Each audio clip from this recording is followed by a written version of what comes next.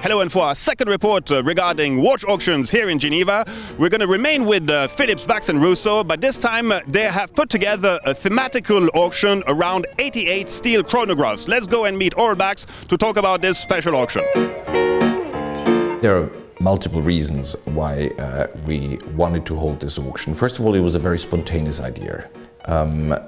Rumors on the market say that we already have auctions planned to 2018 and we have this watch and this model and this style. Not true. We decided in January during a dinner in Rome with Pucci Papaleo. So just to make it clear, it was a very spontaneous, instinctive decision. Second of all, I think if you look across the spectrum of what is really considered a hot watch today, the steel chronograph is part of that category hot. First of all, it's a very masculine, action-loaded watch. Action-loaded because it's the very only, and I have to say, apart from the minute repeater, where you as the wearer can do something with it. You can push something. And whether it's with cars where you can open the sunroof 10 times a day, collectors, engineering, geeks, they love this kind of action. And with the two pushers and the chronograph hand starting when you push it, I think that's just one of the reasons why it's so popular. Another reason I believe why chronographs are popular, they are watches that have been used in action.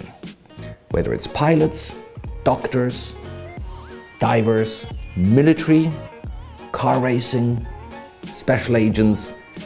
It's not the kind of boring guys sitting behind a desk, falling asleep at work. It's the guys out there with fast cars, noisy planes, guns in their hands, saving lives. And I think that resonates in today's society where everything is so sterile and so in order. Certainly, amongst the chronographs, we have some of the most mythical watches of all time.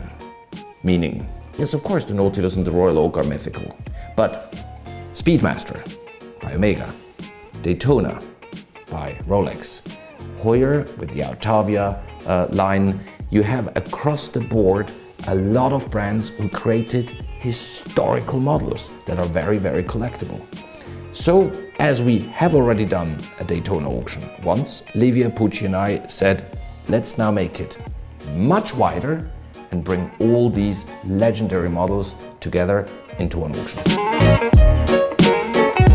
Steel is the more common material in chronographs. Now, first of all, some companies never made precious metal chronographs. I don't think I know a platinum Heuer chronograph. I don't know if you know one. But steel is the one and only material that the armies, the race drivers, were either given or that they could or wanted to afford. There is no soldier of any army who had paid by the taxpayer a gold chronograph. And whether you look at Paul Newman himself wearing Daytonas throughout his racing years, well, I don't think there's a gold one that we have spotted on his wrist. So the steel material stands for the DNA of the chronograph. The theme auction allows several things to the market, to the collector and to the auction house. First of all, it gives the full array of what was there, whether it's day date or chronograph, and it allows collectors and scholars to compare, to see a development, to see how dials in the 30s were enamel dials, speaking here, late 30s sector dial, luminous dials, black dials, panda dials, orange, blue in the 70s.